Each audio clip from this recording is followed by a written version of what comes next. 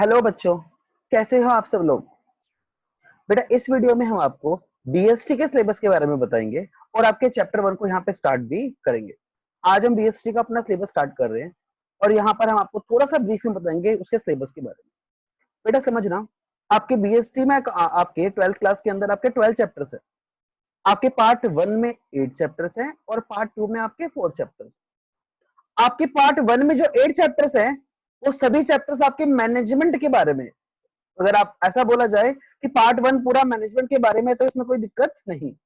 और जो पार्ट 2 है आपका, उस पार्ट 2 के अंदर आपके मार्केटिंग के बारे में भी है, उसमें फाइनेंशियल मार्केट के बारे में भी है, उसमें फाइनेंशियल मैनेजमेंट के बारे में भी और कंज्यूमर प्रोटेक्शन के बारे में। 4 अलग अलग चैप्टर्स हैं। फर्स्ट बुक आपकी इसमें मैनेजमेंट क्या होता है आपको ये पढ़ना है। आपको मैनेजमेंट के अंदर जो 5 हमारे मेन फंक्शंस होते हैं वो डिटेल में पढ़ने हैं। आपको यहाँ पे प्रिंसिपल्स के बारे में पढ़ना है। तो ये सब चीजें हमारे को पढ़नी है। चैप्टर 1 जो बेसिकली है वो मैनेजमेंट के नेचर और सिग्निफिकेंस के बारे में बताता है।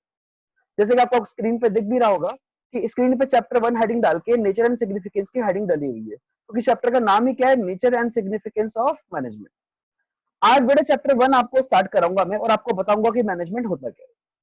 तो बेटा आपके नोट से पढ़ाने से पहले जो आपको स्क्रीन पे दिख रहे हैं, ये नोट्स आपके ऐप में मैंने डलवा भी दी है, आप ऐप से डाउनलोड भी कर सकते हो। और बेटा मैं आपको पढ़ाने से पहले नोट से मैं आपको मैनेजमेंट के बारे में छोटा सा एक लेक्चर देना चाहता हूँ, छोटी सी एक मीनिंग बताना चाहता हूँ। आप ध्यान दीजिए, मैनेजमेंट होता क्या है। बेटा मैनेजमेंट एक ऐसी ऐसी ऐसी चीज है जो हमारे आसपास हर जगह होती दिखती है। जैसे हमारे स्कूल्स में, जैसे हमारे घरों में, जैसे हॉस्पिटल्स में, हर जगह बेटा मैनेजमेंट एक काम ही ऐसा है जो हर जगह होता है। आप सबने भी बेटा मैनेजमेंट किया होगा आज से पहले कई बार। बस फर्क क्या है, पहले आपने प्रैक्टिकली किया, आज आपको थ्योरी में पढ़ना है कि मैनेजमेंट होता क्या। बेटा मैनेजमेंट का मतलब होता है किसी भी काम को करवाना, वो भी दूसरों से, उसी को हम मैनेजमेंट बोलते हैं। अगर मैं सिंपल लाइन में बोलूं, मैनेजमेंट की मीनिंग तो यही होती है कि किसी काम को करवाना, वो भी किससे, दूसरों से। अगर हम किसी काम को भी दूसरों से करवाते हैं तो उसे किस नाम से जाना जाता है, मैनेजमेंट। फॉर एग्जाम्पल बेटा मान लो एक मेड आई और आपकी मदर ने उससे उससे खाना बनवाया, उसको समझाया कि सब्जी इस तरीके से बनाओ, रोटी इस तरीके से बनाओ, ये बनाओ वो बनाओ। और जो मेड थी, जो आपकी नौकरानी थी, उसने सारा खाना बना दिया। अब मुझे सोच के बताओ बेटा, क्या ये जो काम हुआ, क्या ये आपकी मम्मी ने मैनेज किया? बिल्कुल। आपकी मम्मी ने जो काम किया उसे किस नाम से जाना जाएगा, मैनेजमेंट के नाम से जाना जाएगा। तो मैनेजमेंट होता क्या है, मैनेजमेंट एक ऐसा काम होता है जिसमें हम मैनेज करते हैं, काम को पूरा करते हैं, कंप्लीट करते हैं, काम को कंप्लीट किया जाता है। पर काम करने वाला कौन होता है, दूसरे, अदर से काम कराया जाता है। खुद नहीं काम करना हमें, खुद तो दूसरों को मैनेज करना है। तो बेटा मैनेजमेंट की अगर कोई वन लाइन की मीनिंग आपसे पूछे ऐसे जनरल बताओ मैनेजमेंट होता क्या है, आपने पूरी 12th में बेटा 8 चैप्टर इसके बारे में डिटेल में पढ़ने हैं, तो मैनेजमेंट होता क्या आपके दिमाग में फिट होना चाहिए। मैनेजमेंट का मतलब काम को कंप्लीट करना, वो भी किसकी हेल्प से, दूसरों की हेल्प से। अगर मैं थोड़ा बिजनेस की बात करूं कि हमारे बिजनेस में मैनेजमेंट का मतलब क्या होता है, तो ध्यान दीजिएगा बेटा, हर एक बिजनेस में उसके गोल्स होते हैं, उसके ऑब्जेक्टिव्स होते हैं। हर एक बिजनेस में क्या होते हैं, गोल्स होते हैं और ऑब्जेक्टिव्स होते हैं। जैसे मैं एग्जांपल दूं, मान लो मेरी एक बिजनेस है और मेरे बिजनेस में मैंने ऑब्जेक्टिव बनाया कि इस साल तो सेल ना 1 करोड़ की होनी चाहिए। मैंने ऑब्जेक्टिव बनाया कि इस साल तो सेल कितनी होनी चाहिए, 1 करोड़ रुपए की। तो 1 करोड़ की सेल करने के लिए जो मैं जितने भी एफर्ट्स लगाऊंगा, ध्यान देना मैंने क्या बोला, 1 करोड़ की सेल करने के लिए मैं जो भी एफर्ट्स लगाऊंगा उन्हें किस नाम से जाना जाएगा, मैनेजमेंट। और मैं काम करवाऊंगा किससे, दूसरों से। तो ये बेटा हमारा क्या होगा, मैनेजमेंट। कि ऑर्गेनाइजेशन के जो भी गोल हैं, जो भी ऑब्जेक्टिव है हमारे बिजनेस के, उनको पूरा करने के लिए जो भी हम काम करेंगे, जो भी हम काम करवाएंगे दूसरों से, वो क्या होगा, मैनेजमेंट होगा। अब बेटा देखते हैं हमारे नोट्स में, हमारी बुक में क्या मीनिंग लिखी है इसकी। आप चाहो तो अपनी बुक से भी पढ़ सकते हो। आपके पास बुक होगी आर के सिंगला, या फिर आपके पास सुभाष देव की बुक होगी, या पूनम गांधी की बुक होगी। आप जिस भी राइटर की बुक है, आप उस राइटर की बुक से भी पढ़ सकते हैं। आप चाहो तो इन नोट से भी पढ़ सकते हैं। मेन पर्पज क्या है, कॉन्सेप्ट को सीखना। क्योंकि बीएसटी के अंदर क्या होता है, एग्जाम में केस स्टडी ज्यादा आती है।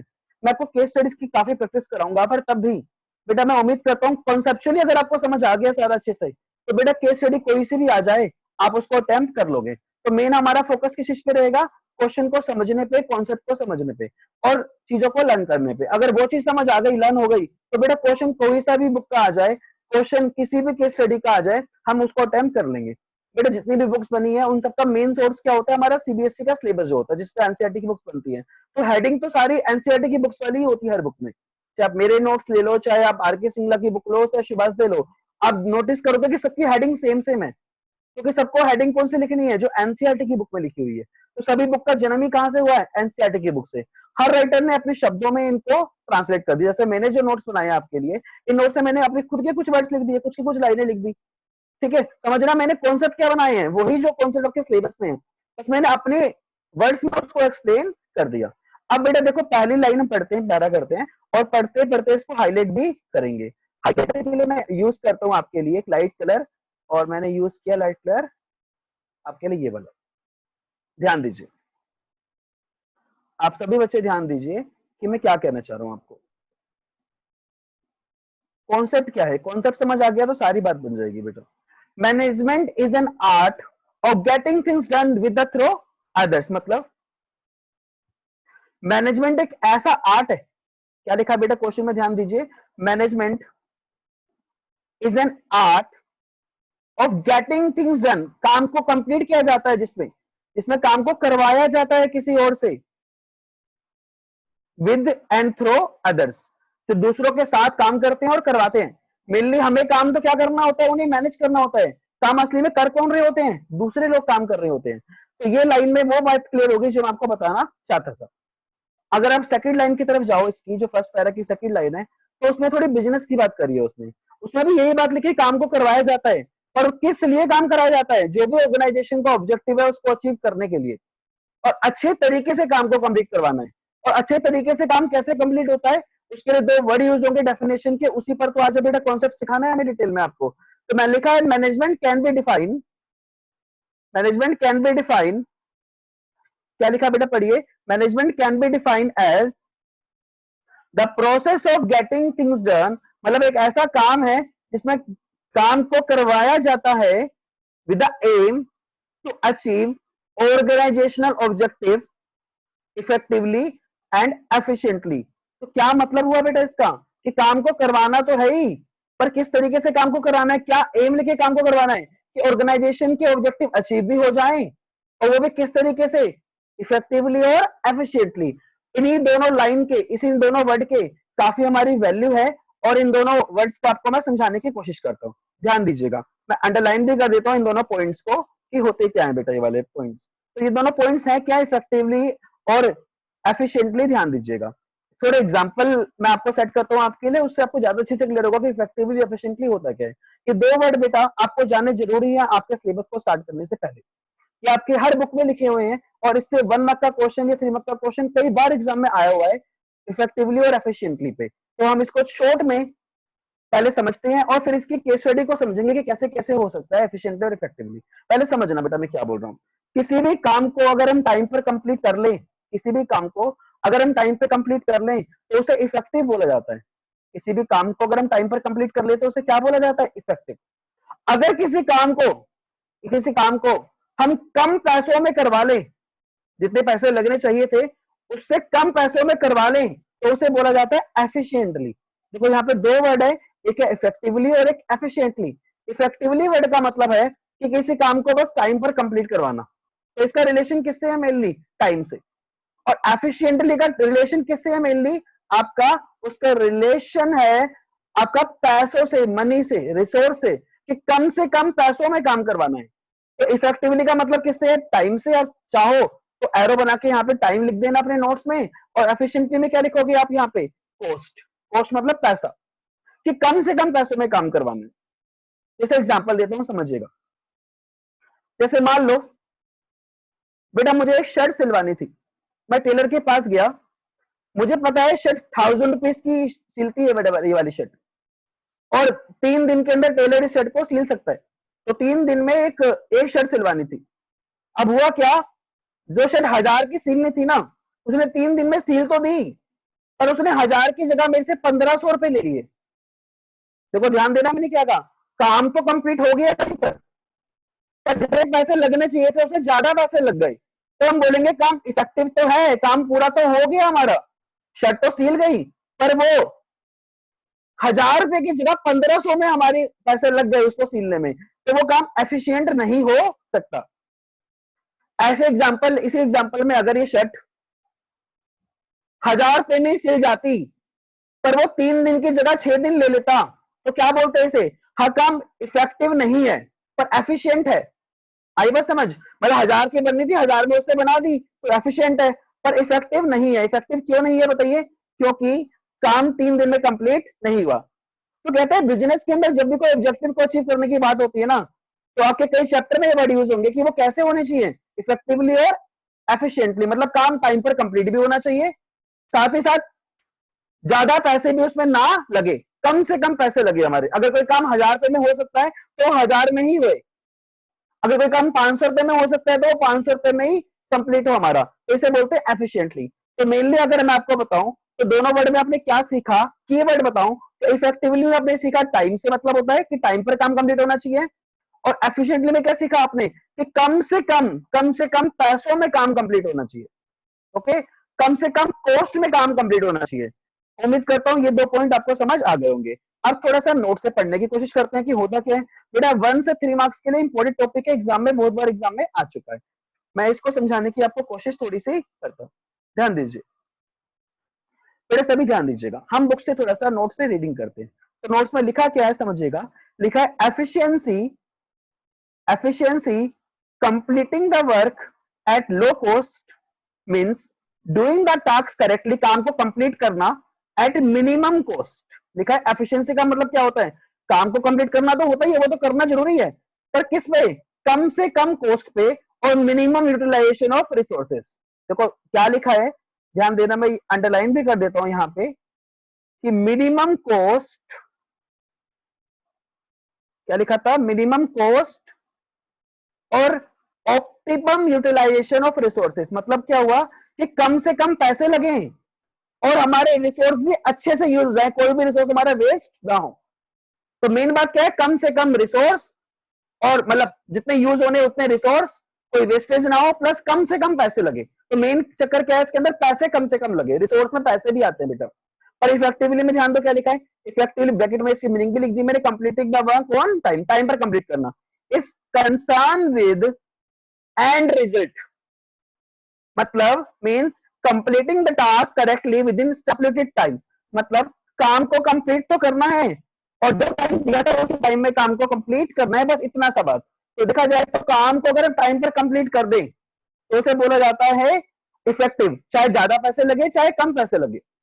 एफिशिएंसी का मतलब क्या है, काम कंप्लीट तो करना ही है पर कम से कम पैसों में काम को कंप्लीट करना है। आई बात समझ, अगर टाइम पे कंप्लीट नहीं हुआ और काम कंप्लीट हो जाए, ध्यान देना, टाइम पर कंप्लीट नहीं हुआ और काम कंप्लीट हो जाए कम पैसों में, तो उसे एफिशिएंसी बोला जाएगा और इफेक्टिव बोला नहीं जाएगा।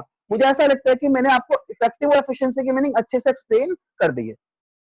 अब थोड़ा सा मेरे टॉपिक को आगे बढ़ाएं, थोड़ा समझाएं आपको। तो हमारे इन नोट्स में 2 एग्जांपल लिखे हैं जो मैं आपको समझाता हूं इफेक्टिव और एफिशिएंसी के बारे में। बेटा ध्यान दीजिएगा, पहला एग्जांपल लिखा है, जो केस स्टडी पढ़ोगे तो ऐसे ही एग्जांपल आएंगे वहां पे, आपको ऐसे ही समझना पड़ेगा। तो पहला एग्जांपल है, Rohini prepared a well documented and factual report on company's performance। कह रहे हैं कि रोहिणी ने एक अच्छे से डॉक्यूमेंट बना के बढ़िया से एक फैक्चुअल रिपोर्ट बनाई है कंपनी की परफॉर्मेंस की, कंपनी की परफॉर्मेंस है क्या। तो काम तो कंप्लीट हो गया but she could not present it in the board meeting as could not complete it on time. बेटा आगे क्या लिख दिया क्वेश्चन में, कह रहे हैं कि बोर्ड मीटिंग के अंदर वो प्रेजेंट ही नहीं कर पाए क्योंकि उसने टाइम पर काम कंप्लीट ही नहीं किया। बताओ क्या ये काम इफेक्टिव था? नहीं। क्या एफिशिएंट था? यस, क्योंकि यहाँ पर तो कोई पैसों की तो बात ही नहीं हुई ना, कोई ज्यादा पैसे थोड़ी ना लगे हमारे यहाँ पे, एक्स्ट्रा पैसे देके थोड़ी ना काम करवाया है, जितने जितने में काम करना था उतने उसमें इनने काम किया होगा। तो कह रहे काम एफिशिएंट तो है, आंसर पढ़िए, मतलब टाइम ज्यादा पैसे नहीं लगे हमारे, पर टाइम की वजह से हमारा काम कंप्लीट तो नहीं हुआ, इसलिए नॉट इफेक्टिव, क्योंकि टाइम पर काम कंप्लीट नहीं हुआ इसलिए क्या बोला जाएगा इसको, नॉट इफेक्टिव। तो ये आपका आंसर था और ये हिंट है, आपको लिखना कैसे, प्रेजेंट कैसे आंसर करना है वो मैं आपको सिखाऊंगा, आंसर प्रेजेंट करना कैसे होता है इसका। ये क्वेश्चन वैसे 1 मार्क का आएगा एग्जाम में आएगा, तो आपको इसमें खाली इतना बताना है कि ये काम इफेक्टिव है और एफिशिएंट है या नहीं। तो बोलेंगे एफिशिएंट तो है, रोहिणी एफिशिएंट तो थी, मतलब वो कम से कम पैसों में काम को करना चाहती थी, ज्यादा पैसे नहीं लगाना चाहती थी, पर टाइम पर काम कंप्लीट नहीं हुआ तो ये इफेक्टिव नहीं थी। आगे बात करते हैं। Best roadways promise to deliver goods in time. कह रहे बेस्ट रोडवेज ने प्रॉमिस किया कि वो सभी सामान को टाइम पर डिलीवर कर देगी। And charge extra money from mister Singh, और ज्यादा पैसे चार्ज करेगी किससे? मिस्टर सिंह से। कह रहे हैं देखो टाइम पर काम कंप्लीट करेगी और एक्स्ट्रा पैसे चार्ज करेगी। जहां पे एक्स्ट्रा पैसों की बात आ गई ना, आप थोड़ा दिमाग लगाओ, ये काम हमारा एफिशिएंट नहीं हो सकता क्योंकि एक्स्ट्रा पैसे चार्ज हो रहे हैं। But the goods were not delivered on time, और यहाँ पे क्वेश्चन में क्या कह दिया? क्वेश्चन में कह रहे काम टाइम पर कंप्लीट भी नहीं हुआ तो इफेक्टिव भी नहीं है। तो आंसर क्या लिखेंगे हम?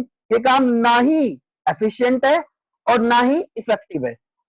आई बात समझ? मुझे लगता है इन दो एग्जांपल को समझ के आपको इफेक्टिव और एफिशिएंट की नॉलेज में थोड़ी सी बढ़ोतरी हुई होगी। कुछ एग्जांपल मैं आपको अपनी तरफ से देता हूं, ध्यान दीजिए। बेटा हमारे कंपनी के अंदर हमें मैन्युफैक्चरिंग करवानी थी शूज की, हमें जूते सिलवाने थे। हमने एक कंपनी को ऑर्डर दिया कि शूज की मैन्युफैक्चरिंग कर दो। हमने उन्हें कहा कि 1 महीने में शूज बना दो। उन्होंने कहा चलो ठीक है, आपसे 1 लाख रुपए में शूज बनेंगे। हमने कहा ठीक है 1 लाख में बना दो, और 1 लाख में काम होना चाहिए था। उसने 1 लाख में शूज बना दिए, और 1 लाख में ही बना दिए, और काम उसने टाइम से 2 दिन पहले ही करके दे दिया। तो बताओ क्या ये एफिशिएंट है? यस, एफिशिएंट कैसे है? क्योंकि हमारा 1 लाख में बनने थे और उसने 1 लाख में ही बना दिए। अब टाइम की बात करो, काम कितने दिनों में कंप्लीट होना चाहिए था? काम कितने दिनों में कंप्लीट होना चाहिए था आपका? 1 महीने में, और काम 2 दिन पहले ही हो गया, तो इसे इफेक्टिव भी बोला जाएगा। तो इस तरह से आपके एग्जाम्पल आपके दिमाग में सेट होने चाहिए। आज की क्लास में बेटा हमने एफिशिएंट और इफेक्टिव के बारे में बताया है।